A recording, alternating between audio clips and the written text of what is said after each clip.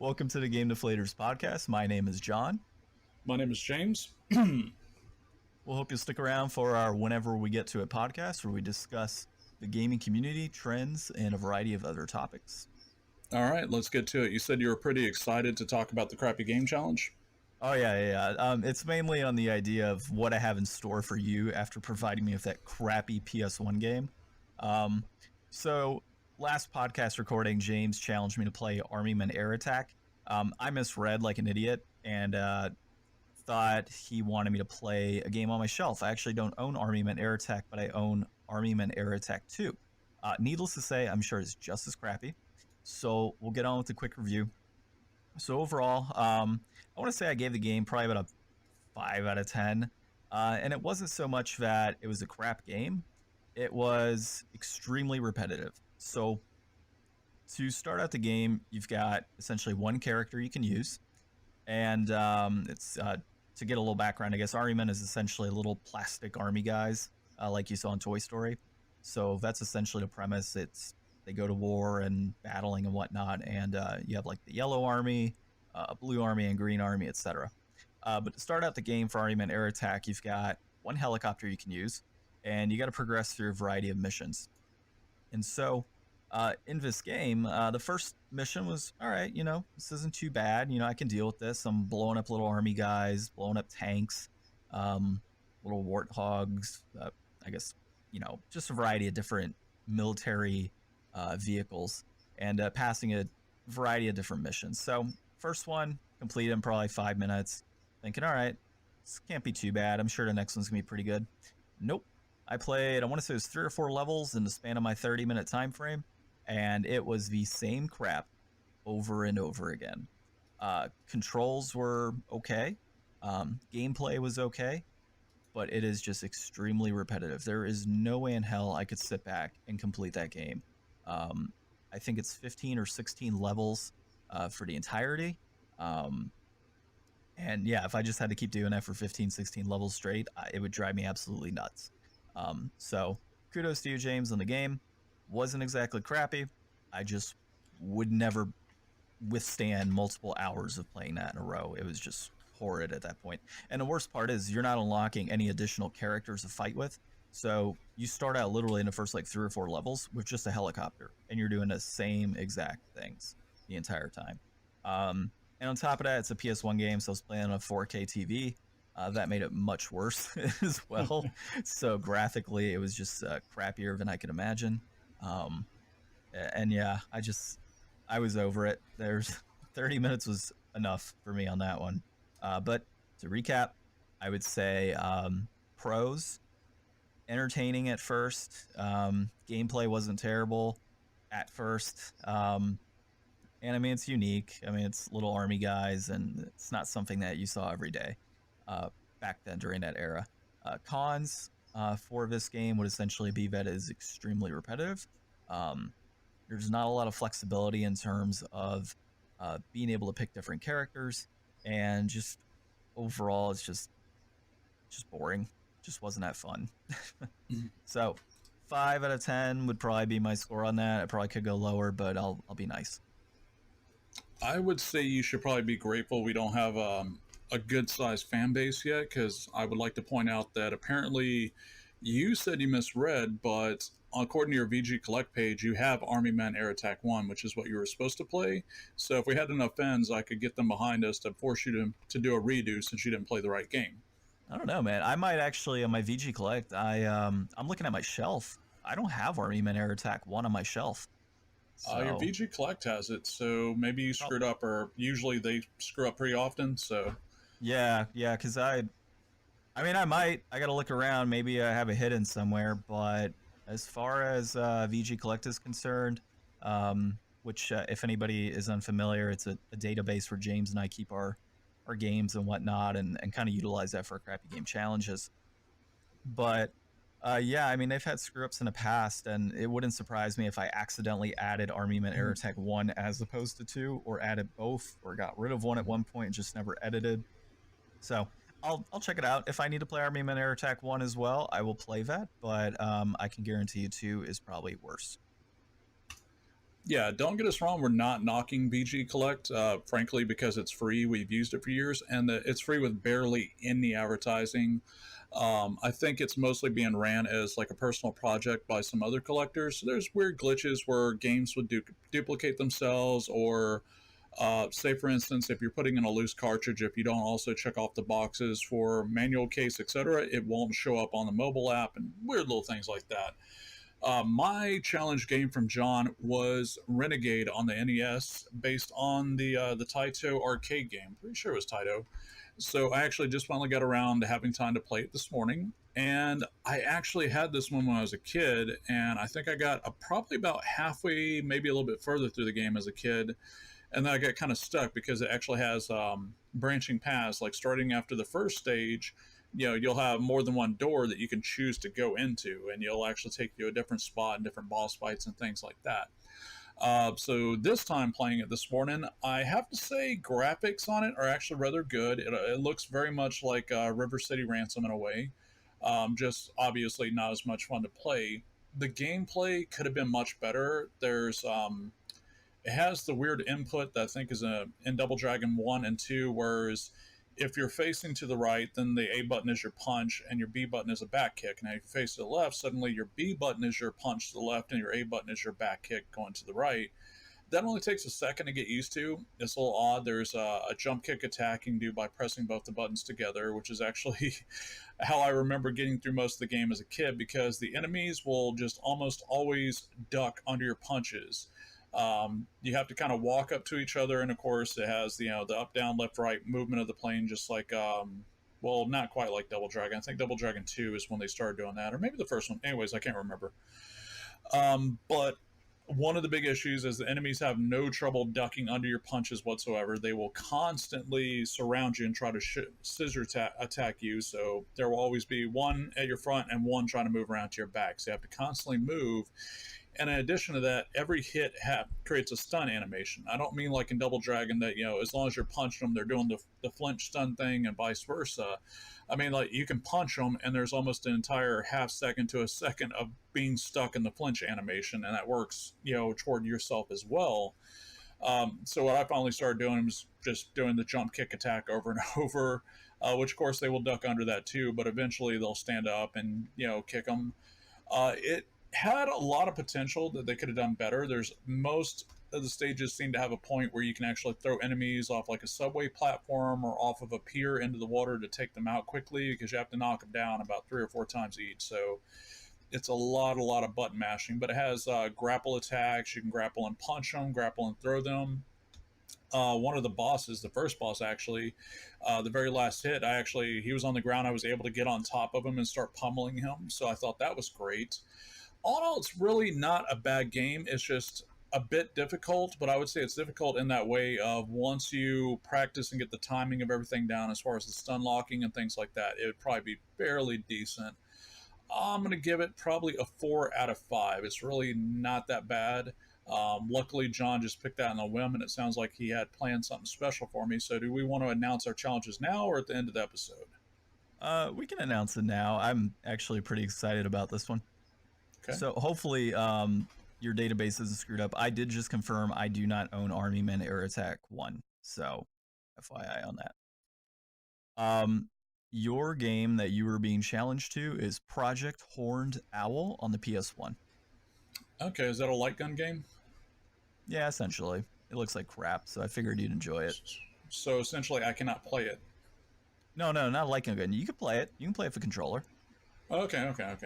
Yeah, and if you can't for whatever reason, you let me know, and I'll cook up something worse, and we'll announce it on the page if needed. But yeah, that is your game, is Project Horned Owl 1 on the PS1.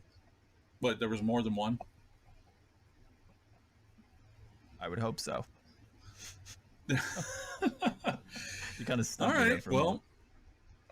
I was thinking about going easy on you and just telling you Double Dragon 3, but since you seem so excited about what you were going to have for me, I started perusing through your collection. I actually changed my mind. So John's game challenge for the week, or weeks, however long it takes us to get back to the next podcast, is Super Nintendo Balls 3D. Super Nintendo Balls 3D. I own Balls that. 3D. According to VG Collect, you do. If you do not, you have to emulate it. For those not familiar, it is a game from the fighting game craze of the 90s. Also, at the same time when they were really experimenting with 3D. So, it is an attempt to make a 3D fighting game that is essentially consists of all polygonal balls shapes. Literally just balls stacked on top of balls for arms, legs, etc. Is that the actual title? Oh, I'm gonna have to check on my. Balls with the Z, 3D. I know, Balls, 3D. Let me. I'm gonna go on my database. I'm just kind of curious what this cover looks like. Man, that's always a fun part about this challenge is not, knowing what the hell's on my shelf. Okay, so. Oh man, I'm actually kind of excited about this. I love the cover art. I think you're gonna think it's something special. All right, I've actually got all my stuff on price charting now, so most of it. I do update to VG Collect though for this purpose. So if I go into my collection, you said Balls of a Z. Yeah, BALLZ, Balls, 3D. All right. Oh God. Oh God, it says I do own it. Okay, I know what you're talking about now. I always thought that was a ping pong game, but no. or not ping pong. I mean a pinball. Well, this should be interesting. All right, 30 minutes of that. Oh God. Oh, yeah. Just you wait. As soon as I said it, I actually thought of a better one. So you better hope I forget by next podcast. Okay, that's fine with me. All right, so other than these crappy games, I know James and I have finished beating a couple games recently. I personally finally finished Dark Souls 3, I think, for the entirety of the podcast so far. That's what I've been playing on and off. So I guess you're interested to hear what I have to say about it. I would say Dark Souls 3 is probably my favorite out of the series. So overall, I said it in the past, it took all of the positives from 1, took all of the positives from 2, and made a fantastic game for number 3. As far as difficulty is concerned, I felt that this one was actually a little bit easier than the other games for some strange reason. Maybe it's because I played enough Souls games at this point that it's gotten a lot better.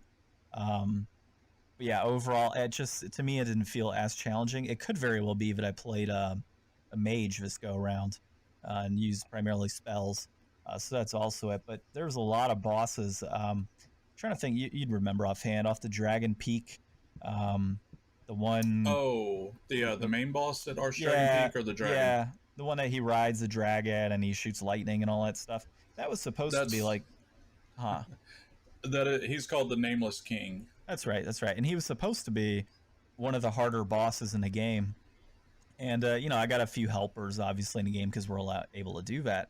And we took him out probably in less than 5 minutes. I mean, it was actually pretty disgusting how quickly we killed him.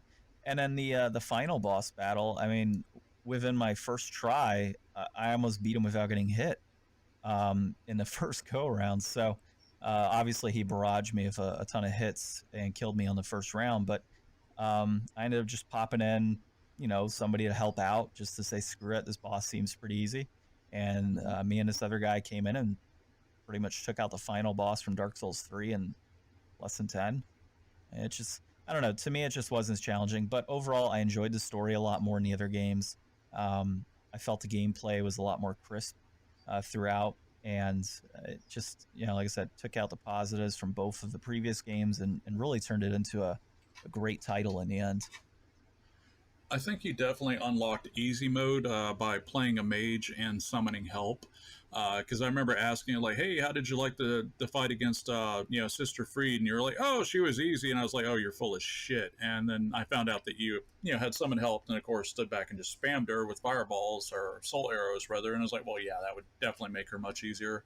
Well, it was always really easy, too, whenever you summoned somebody in and they also had magic. So you would hit one boss with magic and they'd turn their direction to you and then the other guy hit them. And it was fun when we do that. Now, I can tell you, though, the hardest boss in the entire game, for me, it was, I want to say in that DLC level, where you go into the church, and it was like the Watcher of the Cathedral or something, and it starts out and you have this giant enemy essentially in this cathedral. You kill him off, and then all of a sudden you've got two enemies that spawn out of nowhere. One of them being completely purple, and then the other one is just a regular uh, NPC, I guess, running around trying to kill you. But that ended up, in my opinion, being the hardest fight. And I can tell you, at one point, I summoned in 3 people to try and beat that boss, and we got our asses handed to us. So that, in my opinion, was the harder boss. It's been a few weeks now, so a lot of the names on these levels I just can't remember offhand. But yeah, that was pretty That tough. that sounds like the Spear of the Church boss fight. Yes, that one. And yes, that one is really difficult. And the reason why is you're actually fighting against other players. So that is essentially a PvP covenant. So what's happening during that boss fight is you're getting, technically invaded by other players who just spent hours and hours invading people and making their fucking lives miserable. Plus, they have all those buffs like the light spears that shoot up through the floor and things like that.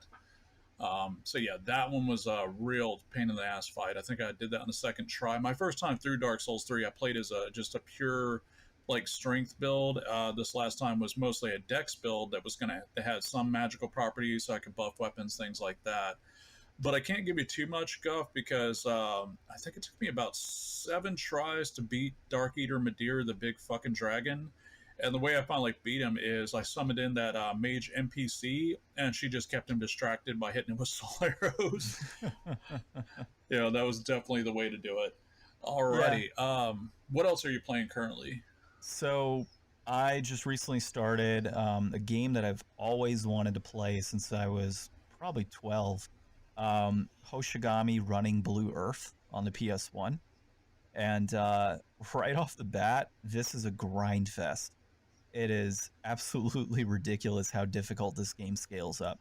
So I saw a few reviews beforehand. I felt, it can't be that bad, right? So first few levels, not first few levels, but the first few areas, oh my God, this is pretty easy. This isn't too bad. So you've got your characters are level 4 and 5. And then all of a sudden, you get into the next battle, and every enemy, it's like a swarm of 12 enemies, and they're all level 8 and shooting you with arrows that deal 60 damage, which is about half your health at that point. So at this point, I'm now grinding again. But yeah, to start out the game, I mean, it's kind of confusing. You've got these coins that are similar to materia from Final Fantasy VII, in that you level up the coins, and they have, obviously they increase the range on them, more damage, the actual range in which like the cone of attack increases, just a variety of different things. So that's the coins that you use, and it's essentially your magic in the game. And then you have deities that you have to stick with and learn different skills, which is kind of helpful because you'll have things like, 10% extra experience with a skill, or jump +1, aid from, your deity, and that if you get hit by another character that has the same deity, you don't take as much damage. Just a variety of different things. But overall, yeah, it's a crazy grind fest so far. I'm honestly 12 hours into the game, and I think I'm level 8. And then, yeah. And so, as you and I had discussed a while back, your characters are permadead. So essentially, if you enter a battle and one of your main characters dies, that character's gone unless you reset the game. So what's terrible is when you're 3-4 battles in, and you're like, all right, I'm feeling pretty good, and all of a sudden your mage dies, and you've busted your ass to get this mage to a specific level, and you've really been kicking ass with that one character, and once they die, that's it, they're gone. So you have to make the decision of, do I restart the game and get my mage back, or do I continue on and grab another character at level 1? So like just the other day, I had one of my archers was like level 6, and I was so far into this battle, I probably had like 4 or 5 battles before he died, and I was like, you know what, screw it, like I'll just get another archer's level 1, level him up, and then just move forward. But there's some characters right now that if they died, I'd say no, I have to restart my game and start it back up. Now I can say though, and this is really interesting, the way I just figured this out this morning, as a matter of fact. So with Hoshigami, your characters don't gain experience unless they land an attack or kill something. So if you miss you don't get anything. At the end of the battle, it's not a, level up for everybody. It's based on whenever you hit somebody, you gain experience. The levels are gained in experience segments of 100. So, level 2, when you want to get to level 2, you have to hit 100 experience. Level 3, 100 experience, and so on, all the way up to level 99. The interesting thing, though, is obviously if you're a level 8 character and you kill off a level 2 character, you only gain like 1 experience. So you really have to continually kill higher level characters to level up. Interesting thing I found out, though, is that you can attack your own characters. And when you attack your own characters, you can gain experience. So what I've been doing is taking my mage and killing off all the enemies in an area and making sure there's 1 enemy left. I'll put my 2 strongest characters around that enemy. And then what I do is I take some level 1 and 2 characters and I'll just continually hit a level 8. And my characters are gaining 25, 30 experience. So I'm blazing through levels at that point by hitting my own characters. I'm actually getting more experience damaging my own characters than I am enemies. Just because of the way it's built. It's just so difficult to try and continually level up on an even playing field every single one of your characters. It's just not possible. So I've got some that are level 8 and 9, and I've got characters that are level 4 because they just never land a hit. And at that point, I'm just too scared to put them in the middle of battle because then they end up, permadying. You got to start over again. So that's what I'm at right now. Okay, isn't Fire Emblem like that? Like, once one of the characters dies, that's it. The character's gone for the game? Honestly, I can't remember. I haven't played a Fire Emblem game in so long, and even when I have, it's been so little. So it's been a long time. That's what I need to pick up. Yeah. Yeah, that trick for the XP, I call it the Final Fantasy Tactics trick, although Hoshigami may have come out first. I know like Vandal Hearts and things like that came out before Final Fantasy Tactics. At least I'm pretty sure they are. That's always kind of one of my grumbles. That's actually why I stopped playing Stella Deus, because it wasn't bad. It was very repetitive as far as there wasn't much variety to the monsters and the enemies, and they had a nice... I think it was called the tower or the dungeon where you could actually go in there just to grind levels. Of course, you had to finish that map, but you could go back and play the easier levels. But a lot of times, you would attack or whatever and not get the same amount of experience and things like that. And it's rather annoying, especially when, there's only certain abilities you can unlock. You actually recruit, NPC characters to use for your army and stuff like that. It had a lot of potential, but it could have been done better. That actually made me think of something about not just JRPGs, but just some grind-intensive games like that and how much of a strain it puts on your entertainment value as we get older. 2 examples for me would be Lost Odyssey on the Xbox 360. I love the concept of the story, the intro and everything. Just I fell in love with it, but just trying to get past the first boss, I was just, I'd sat there and grinded as much as I could. I still got it wiped like it was nothing. I was like, this is really, really irritating, and the rest of the game is going to be like this. And it's not a matter of you need to understand to use specific tactics to beat that boss. It was just a matter of like, nope, it's just, this boss has a random attack that can take everyone down to almost 1 HP, that it'll do it whenever it feels like it. That kind of thing. And to me, stuff like that is just, it kind of ruins a game. I understand some people feel it's a challenge. To me, spending 12, 14 hours in the same area to grind out levels, that's not really a challenge at all. That's just tedium. You can do it and knock it out. Have you ever beat Final Fantasy IV, or rather Final Fantasy II, technically? No, never did. I mean, growing up, I just never... I started playing games, I guess, probably around the Super Nintendo era, right? But I never did really get into RPGs until I was in, I guess, late middle school, early high school is when I started playing. And by then you had the PS2. I was out. So some of my first RPGs I played were Final Fantasy 7, 8, 9. I did play a lot of older ones like Arc the Lad and such. I would play those every now and then. But yeah, for the most part, a lot of the 1 and 2 and all that, I never did. I need to. In fact, my fiance's beat more Final Fantasy games now, I think, than I have, which is kind of sad. So that's funny. Yeah. The reason I bring it up is Final Fantasy IV, which we got over here, is too on the Super Nintendo. I think everyone under the fucking sun and the grandmother knows that now. Just like big fucking shock, Super Mario Brothers 2 is not Super Mario Brothers. Anyhow, just getting out of the way because I swear to God, there must be one person left on the planet living on a rock somewhere that hasn't heard any of those yet. But Final Fantasy II that we got here was actually, dumbed down for American audiences, and I never understood why until I started playing Final Fantasy II, the Japanese release or international, whatever it's called. It's either the DS or the Game Boy Advance version. That one is way, way, way harder. I mean, like way harder. Not just that you're going to have to grind a lot, but there's actual strategies that aren't really very apparent during some of the midway and later boss battles. They're just like, oh well, hope you had a Nintendo Power subscription or whatever back in the day when this was released in Japan. Otherwise, you would have been having a hell of a time to get past it. Which is just crazy. I mean, it's still a great game, good story, and fun for the most part, but I really feel that anything that sucks in that much of an investment starts to feel like more of a job than actual playing a game you would to relax, which is funny because I'm actually playing Minecraft on the Switch with friends right now, and technically that game is really all work. But it's different. It's very relaxing. What do you think about games that become more of a job than actual gameplay? Honestly, that can be for RPGs, for example. That's essentially what it is. It's a job more than it is story or gameplay. I mean, we can all just kind of admit that, and it's kind of a curse that is my favorite go-to series or type of game is an RPG.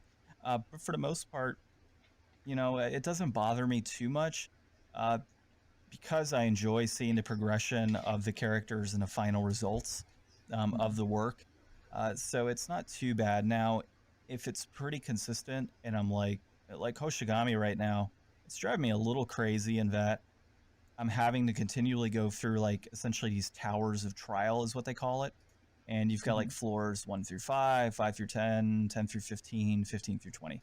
And you can continually repeat these battles and use it as training to grind your characters, which is kind of annoying in that the developer had that in mind, and that's exactly what his towers of trial are there to tell you, oh, by the way, we screwed up and we've made these enemies way too difficult, so we're just going to give you the same repetitive battles over and over again to grind your characters. So that to me is kind of annoying, but as far as RPGs in general are concerned and the job training aspect, look, I just got finished with like Suikoden 1 probably 6-7 months ago, I think. That to me was a little bit of a job in that I had to continually level up my characters, continue getting abilities and such to progress through the game. To me, it just didn't bug me. It's part of the gameplay. That's what I got into. I knew that I would have to level up and get to that point. Now, when it becomes tedious, that's a difference. So I guess if that makes any sense, that's kind of where I am with it. That's not too bad in the aspect that it has that optional area that you can continue grinding. Yeah, that's one of the things. Although I did love Final Fantasy Tactics, that's one of the technically one of the three things I didn't care for much. The main one being that once you cleared that point on the map, there wasn't really any options to grind unless you did, the trick where you keep enemies alive or smack your teammates or cast spells on your teammates over and over and stuff like that. The other aspect of it being, of course, the very, very dense plot and completely losing track of what the hell is going on. But that's something I would definitely say is good about Hoshigami and good about Stella Deus is that we got this optional area where you can go in there just to grind levels out because we know you're going to need to, which is nice. I wish more strategy games or even more RPGs would use that same leveling system. Was it? Maybe it was Final Fantasy. No, Final Fantasy VIII didn't so much use levels, or was it Final Fantasy X that was like every 1,000 XP you got to level up? I don't know offhand. Final Fantasy X was the one that had that giant grid, and essentially when you leveled up, you got to place like a chip on the grid and get certain attacks and whatnot added. So everybody it was spheres is what it was, and you can pretty much increase your sphere level. But that overall, like everybody was very much different. It wasn't just like 1,000. It was at some point you had to hit a lot. I don't recall offhand, but I mean Hoshigami's the same way. It's just a static. You have to get X amount of experience before you can progress to the next level. and the weaker enemies you kill, the less experience you get, which means, you know, 1 Gotta do experience it for a more. level 8, and then, you know, 10 experience for like a level 3. So I think that's a great system for a tactical RPG game because you're still going to have to grind, but at least it keeps it simple. And if you're having a hard time or weak characters, then yeah, it may take longer, but at least you can make it happen. You're not really going to be stuck and hoping for the best and things like that. Do the enemies gain levels as you do, like they do in Final Fantasy Tactics? Because that shit was also pretty annoying. well, I kill them off faster and they can gain levels. So, but they do. They get experience as well, but they're Oh, never okay. alive. Yeah, no, nothing like that has happened yet. I've only gone through about, and to give you a better idea, as far as the main story is concerned, I've only finished 3 of the battles in the main story. Everything else has been Hmm. grinding in that 12 hours. So, uh, that's my pain point too. But no, they do gain experience in deity levels and such as well. So Hmm. yeah, they theoretically could level up in the middle of battle like in Final Fantasy Tactics, but I haven't had that happen yet. I have an extremely powerful mage right now that is able to knock out 3 characters at a time, so that's kind of nice. Sweet. What did you Yeah. think of Final Fantasy's 10 spear grid system with the the slightly customizable character options?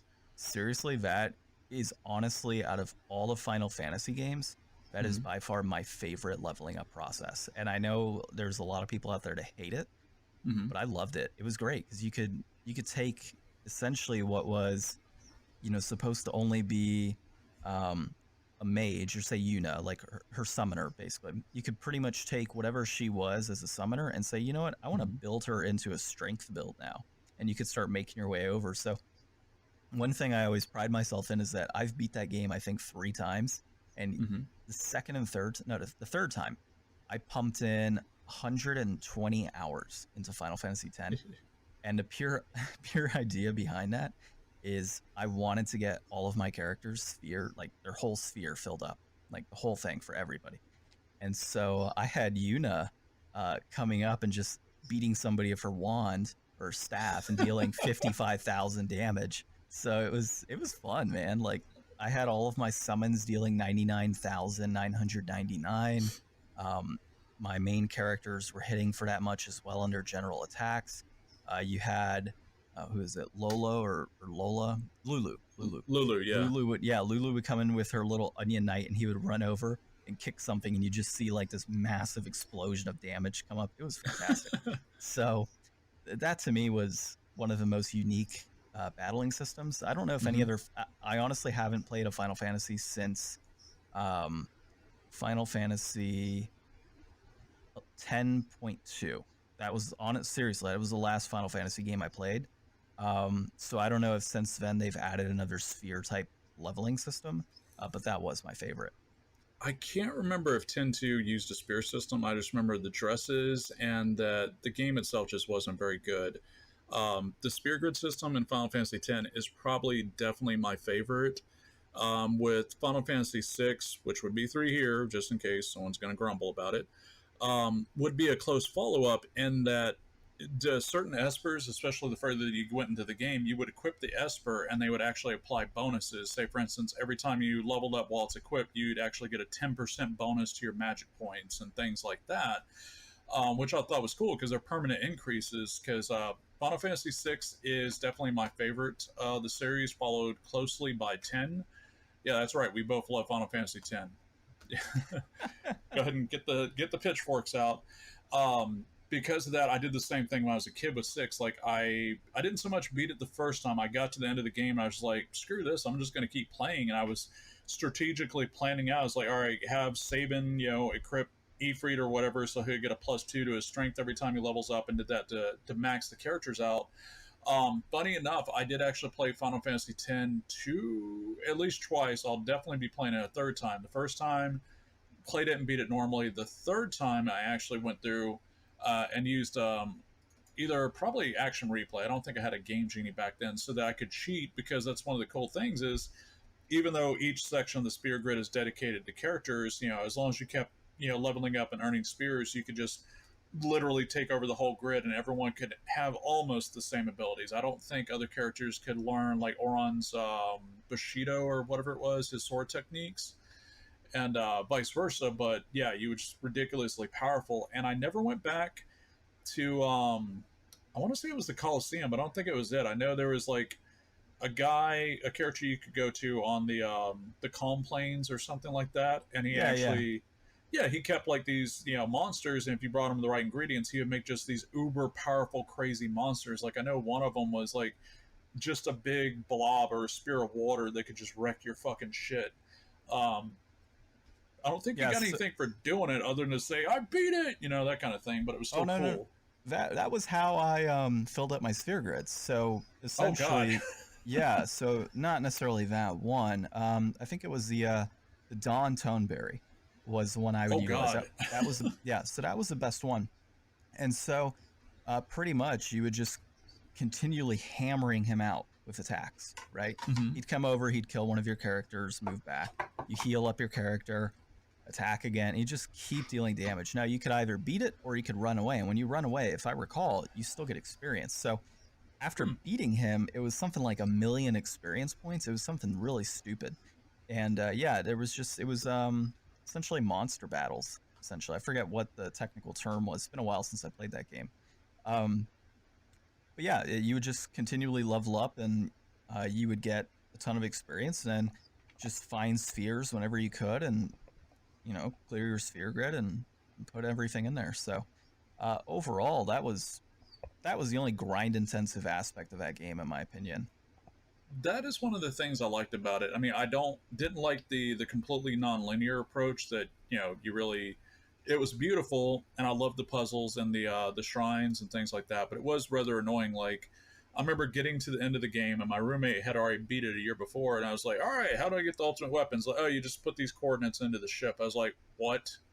Like that's it. For half their ultimate weapons, you're just like, nope, you got to find this secret, put in the coordinates, and it just goes and gets it. You don't actually go down there. You can't choose where you want to go. But Which one is um, that? In that was 10? Final Fantasy X. Yeah, you once you got the airship, you could punch in the coordinates, and they wouldn't even land. They would just go to this spot and like, oh, we found this. What? I didn't Like know that. yeah, Titus's sword, Titus, whatever you call them, was one of them. Most of them were like that. At least half or three quarters of their ultimate weapons. That was another thing I liked about 10. I can't remember exactly what it was, but I think you could equip spears or something to the weapons to add effects and such. Yeah, I believe Um, you could. I'm now kind of pissed off because I played that game 3 times and I had no idea about that. I used my ultimate weapon guide was essentially the back pages of an official PlayStation magazine that happened to have all of the ultimate weapons in the game and how to get them. And oh yeah, so, yeah. it was probably because some of the ultimate weapons weren't as great as some of the weapons you could get and just build up yourself. I Hmm. definitely recall that, but we're gonna if we keep going, we'll start talking about 12 and on and on and on. So, what other games are you playing at the moment? Honestly, that's the only other one.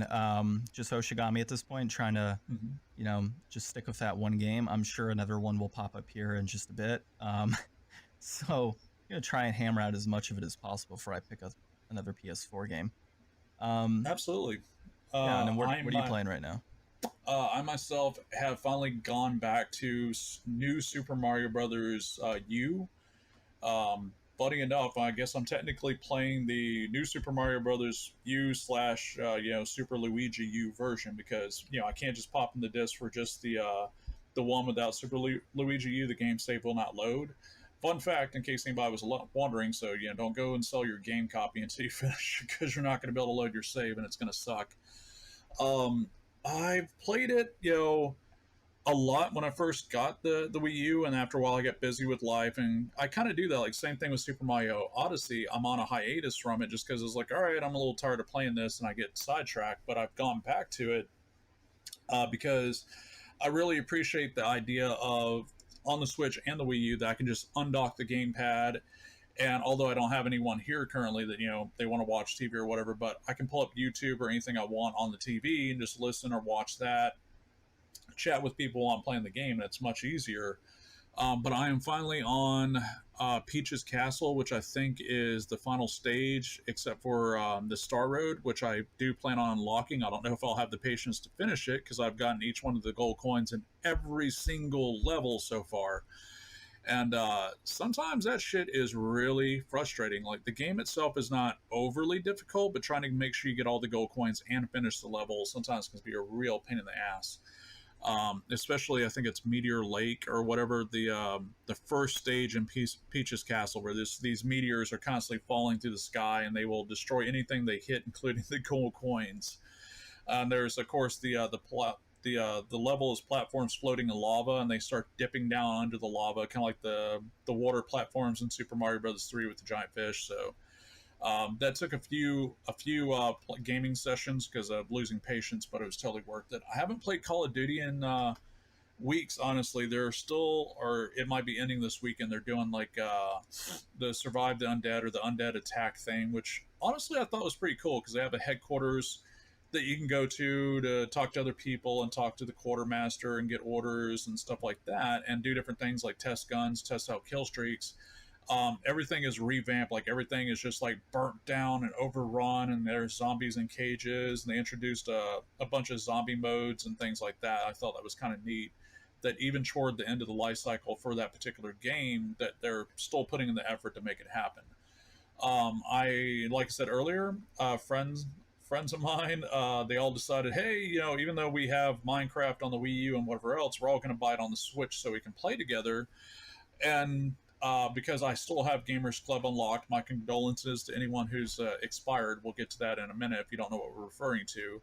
I use that plus my points to get a coupon, so I actually paid like $15 shipped to my house for my copy of Minecraft, and I'm actually enjoying it right now. The servers are not up for the Switch version, and what we're doing is a friend of ours, which is the cousin of one of the friends, he's played Minecraft on his computer for years, so he's actually acting as our host, and we're all connecting through him, and that way we're all playing together. We're all making our persistent world, and whenever they actually bring the servers online, we'll be able to actually take our world and transfer it to their Minecraft servers, or it's called Realms, and it's like $8 a month, which in my opinion, for them to host it and make sure everything is going to be working and things like that, in my opinion, that's worth it.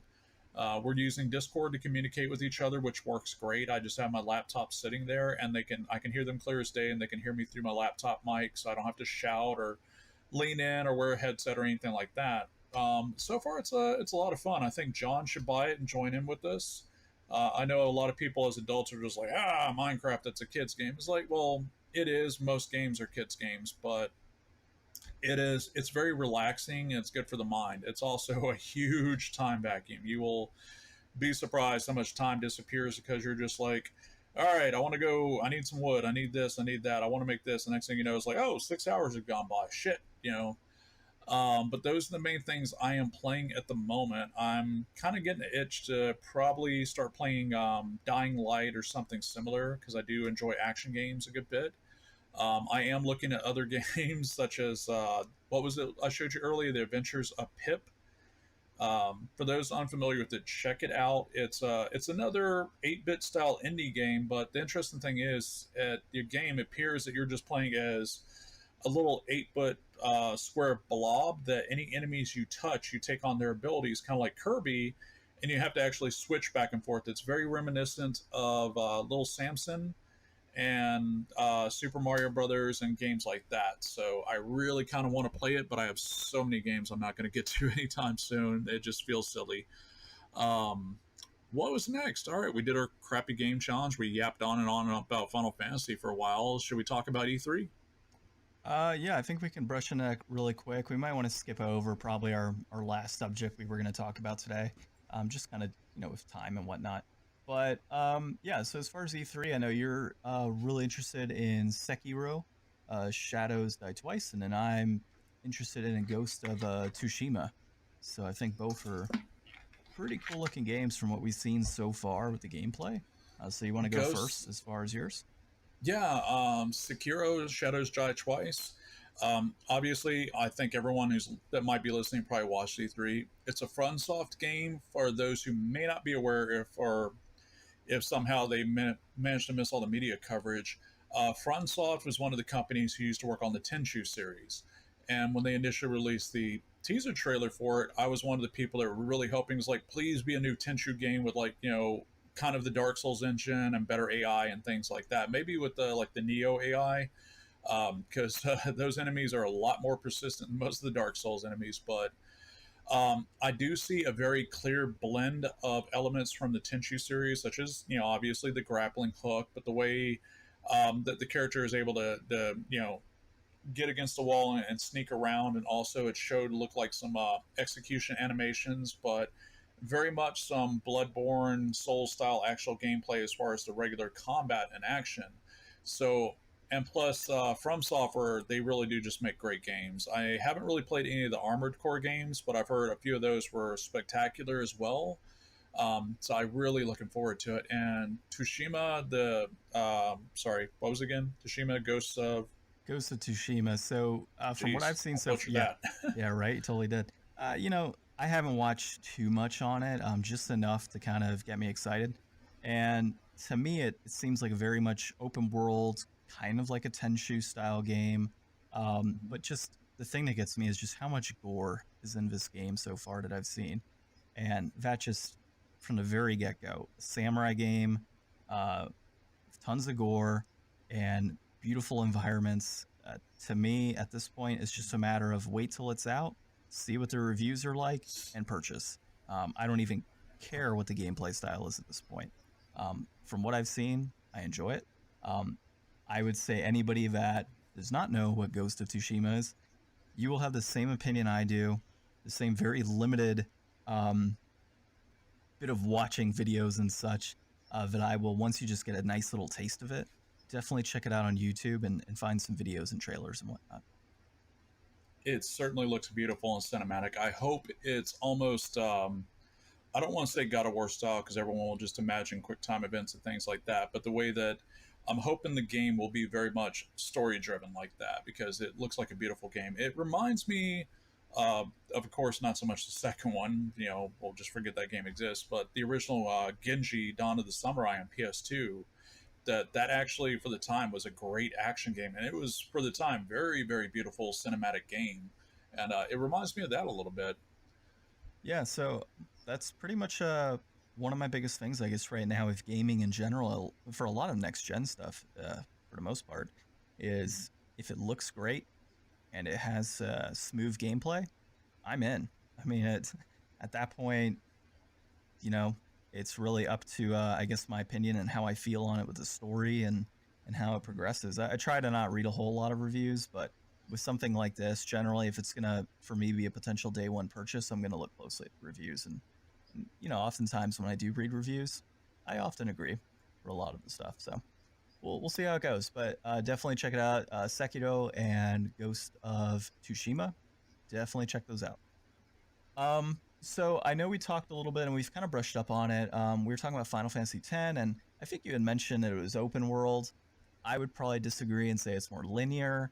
But No, no, there's no. I said it is extremely. Oh, I did say non-linear, didn't I? uh-huh, Sorry, I meant to say extremely linear. Yeah, I got got it it. backwards. See, I gotcha. So Yeah. yeah. So one of the things we want to talk about today was linear games, open world games, and multiplayer. Do you want to dig a little more into that? Yeah, since I don't have people beating down my door with torches and pitchforks yet, I might as well just keep going up until we get popular enough, and it'll certainly happen. So, an example of an open world game. Actually, you know what? It's not fair for me to use it. I was going to say Breath of the Wild, but I was going to say it's not fair for me to use that as the example because it's not the open worldness that I had an issue with. So we'll use Breath of the Wild for the most part as a positive example as open world, because in that game, the moment you start, you can literally like go wherever you want. Like literally just go wherever you want. There's almost nothing stopping you except for your natural limitations of stamina and stuff like that. And if you're creative, you can get around it. That is a good way open world games should be done. My grumbles, of course, are with other mechanics such as weapon breaking and having to make food and things like that. But whatever. I would say a poor example of an open world game, besides like haha World of Warcraft or whatever. Let me think, because my trouble is a lot of times open world games I get bored pretty quick. I know it seems strange, but I really do, because I don't feel like there's always a definitive progression to the story in open world games. It's a lot of times where I don't play Grand Theft Auto games too much. I kind of get bored with them. Although I think Grand Theft Auto 5 is definitely a lot of fun, but the same thing happened. I got kind of bored. I definitely get easily distracted. I pumped well over 200 hours into Fallout 3 and never completed it because I'm walking along to go, all right, I got to go find Three Dog. Hey, what's that over there? And the next thing I know, I'm just completely gone. And things like that. So I think they're great when they're done right. I haven't played a lot of the modern ones because of that bias that I know I'll get distracted and bored. That I don't tend to play them that often. I definitely pick them up because I want to experience them. Of course, I have Skyrim that I haven't gotten to. Man, now I'm thinking about it, there's a lot of games that are just open world, but that's my personal opinion as far as linear games, which actually, in a way, are becoming under their own resurgence lately. Like a lot of these retro style and Metroidvania style games and things, people don't think about it, but they are linear. Just because you backtrack or you unlock new areas, but you're still kind of locked in a path that you can only go here, go there. I'm pretty much perfectly okay with that for the most part because I feel like I'm making progression rather than I'm, spending a lot of time screwing around. Although I'm having fun, eventually I'm going to get bored because I don't feel like I'm accomplishing anything. How do you feel about that? As far as linear games are concerned, Mhm. I'm not a big fan of it. I think the first linear game that I really played would have been Super Mario Brothers.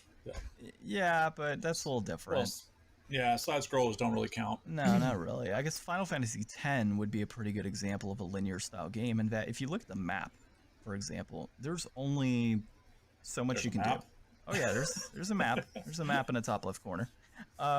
So you're There's a map with a rigid path. exactly, Sorry. and there's only so much that you can go into. There's a lot of games that like Final Fantasy 7 and 8 and such. You had cities, you had buildings you could go into, you could talk to shop vendors. There's a whole ton of that, right? With Final Fantasy X, it's more of you've got this normal path, lots of enemies, Mm-hmm. you got a few areas you can go off into, but you have to stick to that path. And there's no open world style environment. There's no, I'm going to take my airship and go travel to a random island somewhere. There's none of that. It's just you very much have a path. If you want to go somewhere to the airship, you've got your previous locations you've been to and you get dropped off at. There's no shops. I mean, you have like your shopkeepers that are just kind of like, kind of like in Fallout 3 in a way. Like you come across one on the road randomly and you happen to Mm-hmm. chat with them and they have items. That's essentially the extent of your shops. It's just caravans throughout your travels. In my opinion, that and Final Fantasy 13 were two of the most linear games. And I liked Final Fantasy 10 in that it was just an enjoyable game and it was a great experience for the story. But Final Fantasy 13, I've played plenty of that so far to say I'm not as big of a fan of linear style. I like the ability to go around and screw around and do whatever I want and then go back to the story when I need to. And the main reason for that is, for example, Fallout 3. In Fallout 3, I've got my main story that I can probably complete in, 10 hours, I think is what it takes to beat the main story. Or Yeah. I can explore some random ass city in the middle of nowhere and have a totally separate storyline. So it allows you, those open world games allow you to get pulled from what is essentially this, just standard hierarchy of, okay, we're going to start at this part of the game, move on to the next, move on to the next, and so on. And you just are stuck in this path versus a lot of these open world games. You can go to the Nuka Cola plant. You can go to the slave auctions and destroy all of the slaves. And Fallout 3. There's a ton of variety as far as what is out there and what you can do. It's like playing a whole totally different game sometimes. Same gameplay style, but totally different stories. And it allows you to it keeps things fresh, in my opinion, Mm-hmm. versus something like a Final Fantasy 10 or 13 where you're just progressing through that same line and it's all right, here's my next part. There's no open world feel to it. And I guess out of the two, I would prefer something like a Breath of the Wild versus a standard RPG. Yeah, I would say first for anyone who has not played Final Fantasy X, don't skip it just because we're saying how linear it is. because it's a little hard to describe. The game is very linear, but it's done that way to be very cinematic, and it is a good game. It's a lot of fun, and there's variety in the things you could do. One of the things I don't like is not necessarily Final Fantasy, but a lot of other games where there's a lot of filler tasks, and a lot of times they're just optional stuff, but they're really there just to fill things out for extra content. Little mini quests and side quests are there, and just generally there's really not much to them. Like, oh, you showed up to this place, here's a reward, that kind of thing. I would say Final Fantasy 12 and possibly I have not played 13, but I heard that the majority of 13 is you're pretty much just going down a hallway, which has always turned me off from giving a fair shot. But Final Fantasy 12 is a great example of a hybrid of the linear non-linear. It's open world, but it's actually really not. The interesting thing about Final Fantasy 12, if no one's ever played it, is you do have the towns that are completely pre-rendered, and they're actually, especially the first one, I think it's Rabanastre or whatever the name of it is actually rather large. When you get outside of the town, each segment of the world is actually in segments. Like, you can run around for a good distance, and then you'll kind of come across a spot where you actually go through almost a gate, and it opens up the next section and the next section and so on. But you can't just travel the world on foot that way like you could in most RPGs and things like that. Like Dragon Quest VIII, a good first portion of the game, you're literally on foot and you're just going to go from here to here to here, and then you can fast travel back and forth. Final Fantasy 12, it's literally like, all right, here's Rabanastre and here's the area surrounding Rabanastre, and after you leave, you literally have to crystal teleport back into that area. So it's a little different. I think a lot of people, I definitely enjoy the exploration aspect of nonlinear games. Any kind of exploring in a game, I generally enjoy a lot. That's why I really enjoy Metroidvania type games, even with the backtracking, although some of them on the Game Boy Advance just get real tedious. I think maybe Circle of the Moon is what I'm thinking of, but I can't be sure. Too many games. But to me, where it's just like a lot of like, here, everything's wide open, just go do whatever you want, things like that. That's kind of why I get bored, because it's too easy to lose track of stuff. But I think it's about all we have to say about that particular topic. Of course, if anyone would like to make comments or give us suggestions to try, I definitely want to hear about it. For anyone who has not heard or did not know about it, and if you did not know about it, my condolences. Best Buy has canceled the Gamers Unlocked Club program, or Gamers Club Unlocked. What it was, for those who do not know, was a program kind of like the Power Up Rewards from GameStop, except for $30 for 2 years, so essentially $15 per year, but you pay it all at once. You got 20% off of brand new games, consoles, certain items like amiibos, things like that. Just 20% off the top, period. Also, Best Buy, if you had a rewards membership, you would get points for every dollar you spent, and they stack up relatively quickly. So that's why I was saying earlier that I bought my Minecraft on Switch for relatively $15, because it's $30. You take the 20% off, that's about $23, and I used a coupon to drop it even further. I've done that a lot with any brand new games I wanted to buy, or just wait till they go on sale, and I would still get the 20% off because they're still brand new.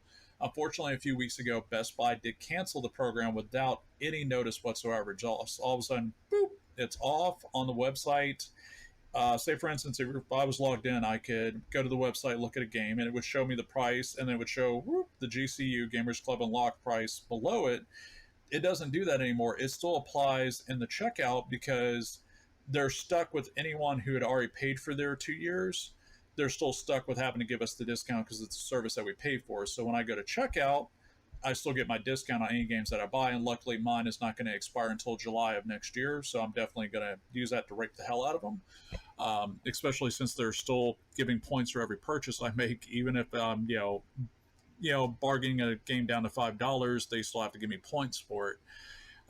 So unfortunately, there isn't a whole lot of new games always coming out, and I don't usually always want to buy new games, but at the time it was really a much better deal than Power Up Rewards at GameStop. That I honestly, the only reason I pay for Power Up Rewards is because I like reading the Game Informer magazine, and I get points for purchases that after a year or two finally add up to be enough to use for a coupon every now and then. Did you have any input on that or any thoughts? No, I mean, I honestly haven't owned either of those subscriptions. I generally use yours.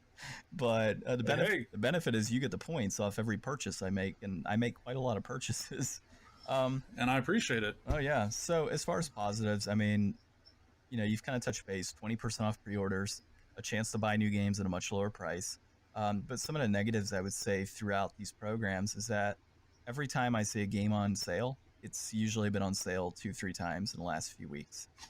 So for me, that's always been kind of a negative, especially when I would look forward to Sunday nights or Sunday mornings at least, popping on Best Buy, seeing the deals that were going on, and running to the store and grabbing a game 20% cheaper, and after it's been discounted already and put on sale. So when you start seeing NBA Live or NBA 2K hit the sale list 3-4 weeks in a row, it gets to be a little ridiculous. But so I guess that, and going into the stores and there being a lack of variety on the shelf, that's a big issue I've had with Best Buy in the past as well, and sometimes with GameStop.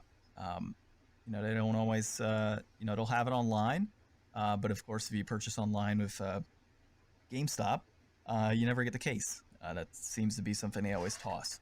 So, going in the stores, you don't really get that much variety either, because they generally don't they don't move their merchandise a lot, as far as what I've seen here in my state. So, yeah, not much else other than that. I'm happy to hear that your Gamers Club is going on until July of next year. So I too will be reaping the benefits of that.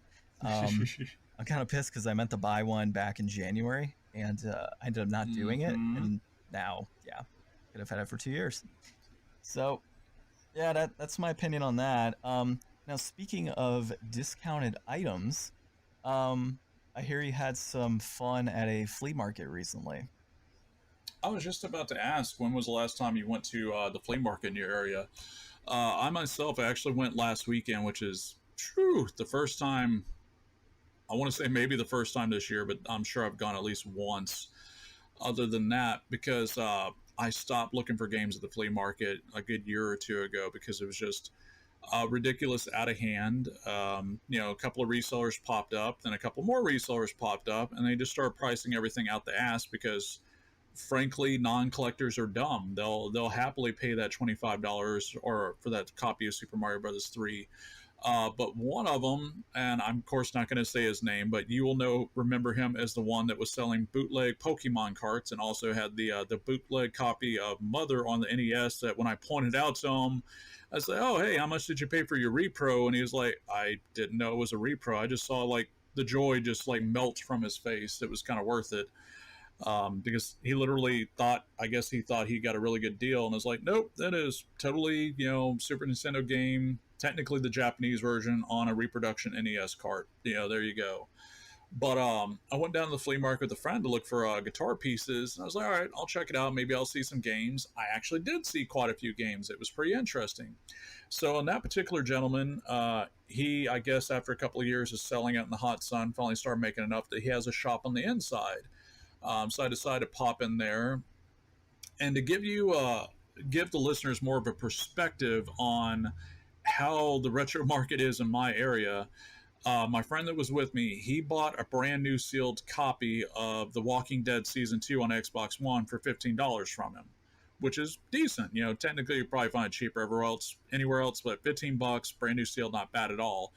At the same time, there was a crusty, didn't even bother to wipe it off, yellowed, and I have no idea unless it was just covered in smoke, but not a Model 1, but a Model 2 Super Nintendo, or the Super Nintendo Junior, as some people like to call it. It's the Model 2, yellowed. Like the original model Super Nintendo tends to turn yellow, but this thing was yellowed, like it was just saturated with nicotine. One controller, no game, just the console, filthy, not even wiped off, for a nice crisp $95. So we have a brand new sealed Xbox One game, a good game, $15. Old, crusty, probably barely works, yellowed, no real collecting value, doesn't even come with the game. Model 2 Super Nintendo, with the big words rare on it, which they are not rare. They're nothing like a top loader. Top loaders are, not really rare, but they're difficult to get a hold of in decent condition. But $95 freaking dollars. So at the time, I just kind of made a mental note because I'm so used to his stuff being overpriced, it didn't even faze me.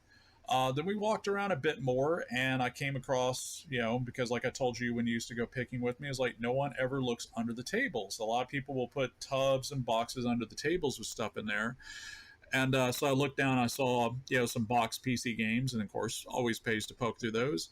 And I started digging. I was like, all right, well, she has a Kingdom Hearts 2. I'm just kind of curious, because I picked it up and I believe it said it was $15 on it. I was like, what the hell? Why would it be $15? I open it up and it's just a disc, no manual, the insert. Kingdom Hearts 2, PS2, by the way, PS2 version, $15. Like, nah, that ain't right. Then another part of the flea market, there was a gal that I walked over because she actually had a variety of stuff on her table. Maybe she's a collector, or maybe she's selling her ex-boyfriend's shit. I don't know, because there was such an odd variety of it. But she had two of the AT Games Sega Genesis systems, the ones that you buy at the dollar store for like 30, $40, with the terrible wireless controllers and the built-in games. And she had the original white box one with Sonic on it, and then she had the I think it was the second or third release that's black and has Mortal Kombat. And she is saying, "Oh, this one has been modified and has extra games on it," which of course gets me curious because I didn't realize you could do that to those systems. Um, Although I don't see why you waste your time doing so because they're awful, but she had one of the full corner tables, and so I'm looking at that. I was like, that's cool, whatever. I walk around and I look down, and she actually had a copy of Battletoads and Double Dragon on the NES, and a copy of Batman and Robin: The Animated Adventures on Super Nintendo, which I believe Batman and Robin had $90 on it, and Battletoads and Double Dragon I think had 75 on it, which are just a wee bit more than what they should be retailing for. But the Battletoads and Double Dragon had label damage on the top. It was peeling and discolored. And as I'm looking at them and thinking about what if I offered her $100, I hear her voice echoing in my head. Oh, this one's been modified for more games. Like, what are the chances of these actually just being reproductions or something like that? And of course, I don't carry a bit driver around with me, but it was pretty ridiculous. And that was like almost no one was at the flea market, but these people just happened to be there. And that's the first time I'd ever seen a copy of either of those two games just sitting around in the wild. We got folks that don't know any better, shelling out $95 for a just disgusting looking SNES Junior. And this is why it's not really that hard to get a SNES Classic at the moment. I know a lot of people are like, oh my God, it's sold out everywhere. But the guy at the flea market, he's really just another scalper. That's what people are not looking at it as. He's taking advantage of the folks that go walking through the flea market and are like, oh my God, an N64 with Mario Kart. I want to relive my childhood. Here's $200, which granted 200 is a big exaggeration. I think he sells his N64s for $80. And I know he would easily sell Mario Kart 64 for $25, $30. No ifs, ands, or buts, because they can. One of the game stores around here that we can't mention is starting to feel the backlash of that.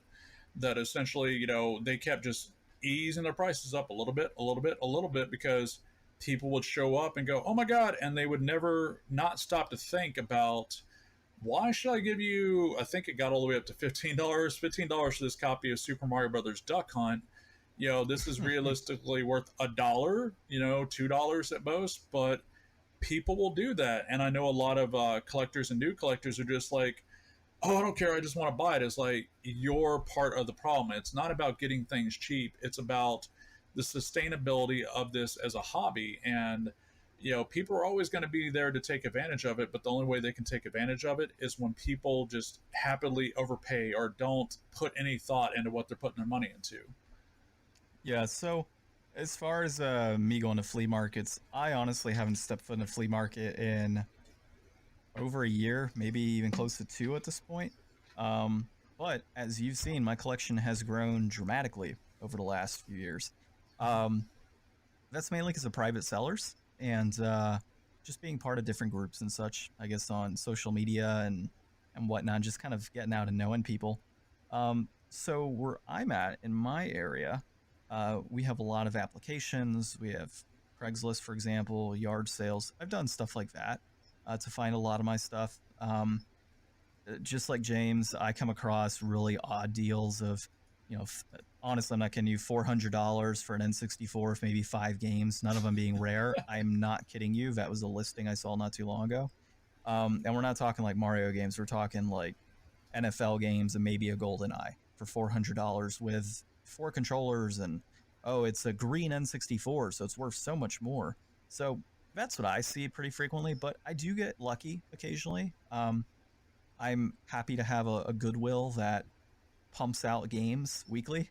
So sometimes I'll get God. Yeah, so sometimes I get a good deal. I just picked up Crisis Core near mint, uh, you know, condition out of Goodwill. Is I think $6 for a copy. Like that's like not bad. It's 30-40% off the retail value. A Final Fantasy 1 on the PSP, I picked it up for $6.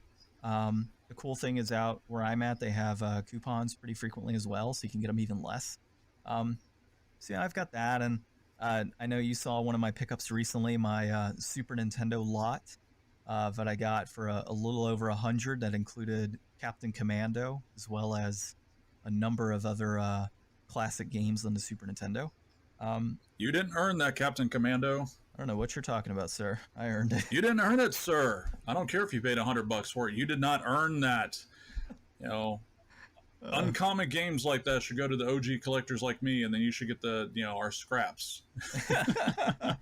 you can have the Mario Kart and Zelda that I got out of that too. But no, fuck, if you're gonna give them to me for free, sure. Okay, 20% off. So yeah, oh, fuck you. I do pick up a lot of stuff locally like that, but honestly, I want to get back to a flea market and see if they have anything here. We have probably 3 or 4 in the area, but they've always been, new items, stuff from China and Mexico, and it's never been any good in the experiences I've had. I've had maybe a couple pickups, like minor pickups at one of the flea markets, but that's it. So for me, it's been all local. I do remember when I lived in your area, though, it was a weekly occurrence for me. And I see some of the pictures from some of those lots that I would pick up, and it just makes me sad. Yeah, it hurts my soul. I had, oh man, I don't remember what it was. It popped up in the Facebook memories, but there was 1 or 2 of them that was just like, oh, Yeah, and that's a big problem is the flea market. If there are people with games now, they're either full-blown resellers or they're just dummies who think they're going to get rich. Yeah. And they're usually obstinate. They won't, they're not regular flea market sellers, so they don't understand that part of being at a flea market is wanting to haggle a little bit.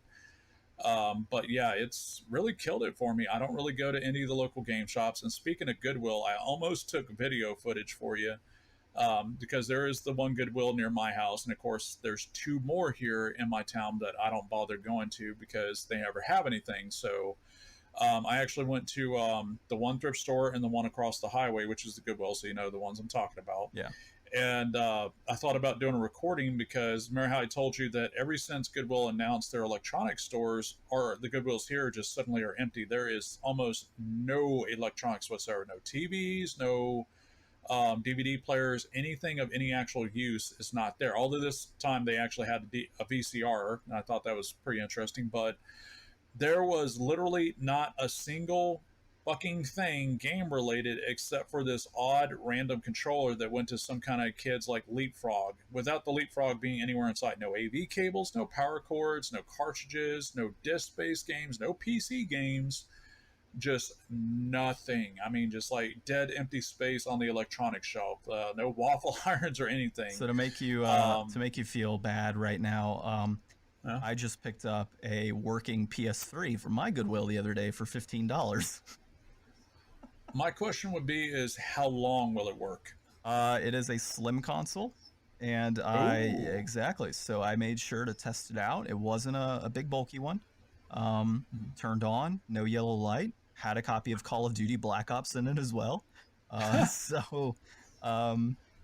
picked it up. Someone screwed up. Somebody screwed up on the pricing on that one, so I picked that up the other day, and there was actually a local reseller happened to be there too, and he saw me with a $15 PS3 in my arms, and you could tell he was a little jealous.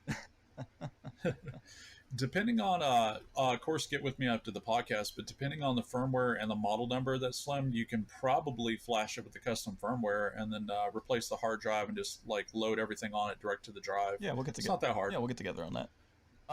Absolutely. So I guess we're kind of getting to the end here. I wanted to touch base really quick with you. As we were talking a little bit ago, testing out the microphone and such. Obviously, told you I reorganized my game room here that I do all of my recording in. And I guess for me, well, I guess for both of us, it's a gaming room or man cave type setup. So I wanted to get your opinion on what are some of the things that you're kind of proud to display in your room that you have set up for gaming. A few of the things I'm particularly proud of, and I'll probably take some pictures and post them to the Facebook with the podcast so people will have a better idea of what we're referring to. Is one of them I'm definitely proud of for sure because anytime someone new gets to come to my home and look at my game room, and while they're going ooh and on, I'll always point out, hey, check this out. Is the drawing of Dirk the Daring from Dragon Slayer that you got Philo to draw for me, and yours too, that's framed up on the walls. The hand sketched by one of the original artists of Dragon Slayer and other Don Bluth productions, Secret of Nim, Little Mermaid, He etc. also voiced some of the characters on the game as well. What? Oh, that's cool. Yeah, not main I did not characters, know some of that. the enemies and such. Nothing major, but he did some voice acting Yeah, like for the it. Snake King and stuff. Yeah, some major. Yeah, that's Yeah.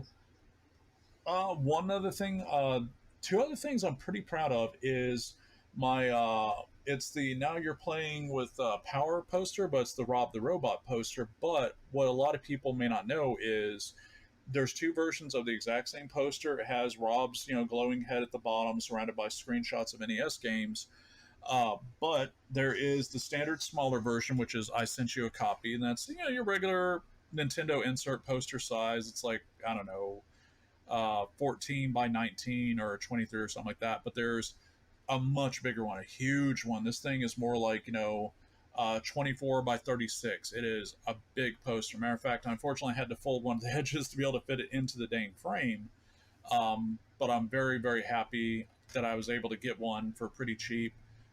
Pretty proud of most of my Nintendo Powers because I'm very finicky about those. I'm only collecting issues 1 through 100, but I have both versions of the issue number one. All the issues that are part of my collection have all the original inserts. That includes that they had the cards, they had the Mega Man X Pogs, price guides, strategy guides that would have been packed in with them, things like that.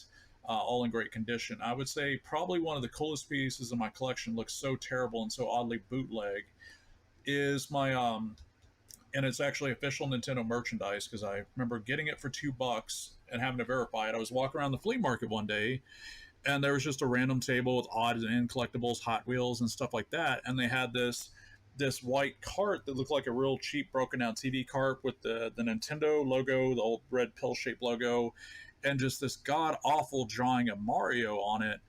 And I was just like, the hell? And I asked the guy about it, and he's like, $2. I was like, you know what? For $2, this is pretty old, so there's got to be some kind of legitimacy to it. So I got paid, took it home, and the cart is made so the NES will sit on top, and your controllers and stuff will go in the little storage bin where Mario's painted on, and of course your carts go at the bottom where the little divider bars are. But it turns out it was one of 3 that were official Nintendo merchandise that were only sold at KB Toys. And they're essentially, one was bigger, so it could hold like a 13-inch TV, and then there's the smaller one, mine, that the NES just sets on top and things like that. I've only seen a handful of them. It was a pain in the butt to track them down online to see if they were legitimate, to make sure they weren't just like some weird import crap or someone made for their kid at home. And one of the reasons they're so uncommon and rare is because they're made out of particle board. The fact that mine is in the amazing shape it is and didn't fall apart or get just broken over the years by whoever owned it, I consider myself very fortunate, and I'm pretty proud of that. Yeah, so I would say for me, as far as my collection's concerned, 2 of my favorite pieces that I've got displayed in my game room, and I could take some photos of these as well, are my promotional buttons collection. And what this is essentially, I have a friend that passed away a few years ago, and his wife or widowed wife gave me a number of items of his. Just said, here he would have appreciated you taking them and whatnot. And it was promotional pins from a retail store. So back in early 90s, early 2000s, reps from Nintendo and Sega and PlayStation and whatnot, or Sony, would come through and just have these promotional buttons. So he just collected them over the years. And so I've got crazy just buttons of Banjo-Kazooie and Super Mario Sunshine and the Donkey Kong series, just super scope, tons of cool buttons that you just don't find anywhere. And I've got them actually displayed in a nice shadow case or shadow box, and they're pinned up to some cardboard and overlaid with some nice material and whatnot. Looks pretty swanky. So that's one of my favorite pieces. And then I've also Pieces of flair. Pieces of flair, yeah. And so I've also got another shadow box, and this is also from that same friend or his wife, and it's essentially a Mario the Carpenter game. So before Mario was a plumber, and before he was whipping Donkey Kong in a circus, he was a carpenter. And so it's essentially it's got Mario the Carpenter and his wife and whatnot. It's a little paper dice rolling game that came out of Post Serial. And so I've got that displayed in a shadow box as well, which is pretty cool. So we don't necessarily need to get into shifting around things, because I know for both of us, we'll move our collections around in terms of how it's shelved and whatnot. But one thing I would actually ask, kind of not digging into, but coming over from what we've got on our walls, is what do you feel collectors should buy into, not necessarily for value purposes, but for display purposes? And in my opinion, I would look at posters. That's kind of my thing. I've got, looking in my game room right now, about 8 or 9 posters on the wall for video games. A lot of retail space I could use up here for some video games themselves, but I like the look and feel. I could snap a couple photos of that too for some folks. What, in your opinion, should people be looking into if they want to up their video game room's appearance, but not spend a ton of money? Well, first of all, I'm only going to answer this question because I know our listener audience is so small at the moment, because otherwise I'd be like, no, I don't want people grabbing the stuff I like.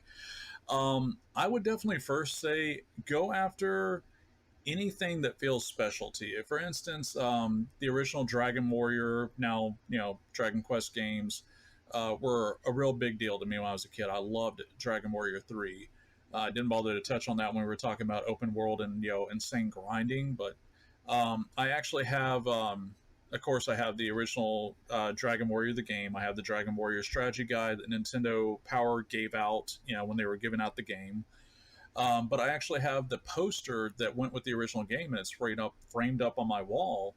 To me, I like posters, especially if they're some of the old insert posters. I have 3 or 4 of those framed up on my walls. I have a couple of different versions of the Now You're Playing with Power and things like that were packed in with the original NES and its different iterations. I like general pieces of artwork. I have 2 or 3 or 4 personal pieces that a good friend has made for me over the years. I have a coffee table that has each side and the top has different pieces of Zelda artwork built into it.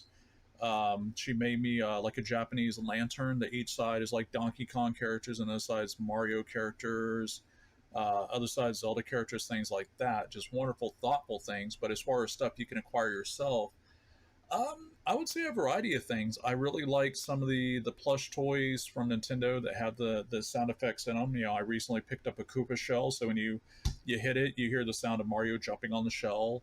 If you do it 10 times in a row, you'll hear the one-up sound. Little dumb things like that. But me personally, I really like odds and ends, such as the pack-in posters or stuff that really had meaning to me. For instance, one of the things that's framed up on my wall is a scrim, which is a cloth-type printed poster that a friend of mine sent to me from California that came out of GameStop, and it's for Dark Souls 2. It's actually the character leaning over and lighting the bonfire, and that's framed up on my wall, which looks great. It looked better if it wasn't framed, because it reflects light, so it's kind of shimmery. But of course, I don't want to get damaged. And then other things, if you see something kind of thrills you, I like collecting old game books. Like I have the complete set of the How to Win at Video and Nintendo games 1 through 4. And then I have like the, I think it's by Jeff Robin. I have the How to Win at Game Boy, How to Win at Sega Genesis, because I had a couple of those as a kid. And they're actually, even though they're just all print, no pictures, they're really actually really good guides. The 3rd or the 4th one, whichever one's green, had the guide for Zelda in it. It actually explains to you how to either take graph paper or make your own graph by hand. And the ABC going across the top, 1, 2, 3, 4 going down the side, and he'd actually say, all right, square A3 has the Master Sword, square this, that, and other, so you could literally make your own map. So that's why I always enjoyed those books and things like that. I have all sorts of, I wouldn't say in comparison to John's collection, I have a lot of not so much controllers, but odds and end things, maybe more so than John, because one, I've been collecting longer, and sometimes I just go for that stuff. I have one of the Dragon Quest slime controllers for the PS2, still in its original blister pack. I have the blue one. I kind of wish I had gotten the metal slime, but I didn't at the time. Um, Things like that I really enjoy. I have I think John finally got one, the gargantuan Game Boy carrying case that's actually the shape of a like a 2 foot tall or a foot and a half tall Game Boy. Little things like that are always just really cool to me. I have a lot of mostly of newer games, collector's editions of things, but some things, especially modern games, are just really cool. I'm really happy with my Catherine for PS3 limited edition that has the pillowcase and the boxers with the hearts on it, and then the CD and all that stuff. I know it's really dorky, but stuff like that is really cool to me, and that's what I would aim for. If it makes you happy when you see it, go for it. I've got a good friend that he's a big Fallout collector, so he's always snatching up Fallout stuff, but he's also kind of an E3 collector. What he does, because he's a big Microsoft Xbox fan, is every E3 he tries to get all the lanyards and all the pins, and generally he does. And so he has like from E3 starting in 2015 or 2016, any promotional pins that they were giving out to the press or the employees that were working the event, and any of their lanyards and things like that. He has all of them. And me personally, it's not something I would collect, but it makes him very happy. He's proud to have them. He likes having them. They don't take up much space. So I would tell any current or newer collectors, when you're thinking about looking for things to decorate your man cave or your game room with, absolutely aim for stuff like that. Or if you yourself are artistic or have friends that are artistic, next time it's your birthday or something like that, say, hey, I really love The Legend of Zelda. I really love Mario Brothers, or for that matter, I really love God of War or whatever, and see what they might make up for you. And it's really cool to be given stuff like that as a present, to say, hey, I know you really love this game series or whatever. I made this by hand specifically for you. It's a really cool thing, especially to have it on display. Yep, fully agree, man. Well, we're way over our general timing, so which is pretty interesting. So just closing it out, I think next week I've got, or not next week, but the next main podcast topic I'm interested in doing is maybe doing our top 3 worst games that we've ever played through. Just having a quick discussion, Oh God. so people can look forward to that. And just to reiterate, the games that we're looking to do for our next Crappy Game Challenge is Project Horned Owl on the PS1, so James will be playing that, and Balls 3D on the Super Nintendo is my copy. So that is where we are at. James, you got anything else to close out here? No, that's about it. I want to thank everyone who's been listening, and the positive encouragement from the folks who have been giving us feedback. For those who do listen, we want to see your comments. We want to have discussions about the things we talked about. I know we joke about, you're not going to like what I'm about to say, this game and that, and that's perfectly fine. And we're always up for a healthy discussion. We don't want to of course, be badgered, and we're not going to badger you, but check it out. If you got anything to say, let us know. If you got ideas that we should talk about or things you want to hear about, certainly let us know. And we appreciate you listening. All right. Well, this has been John. And this has been James. And thank you for listening.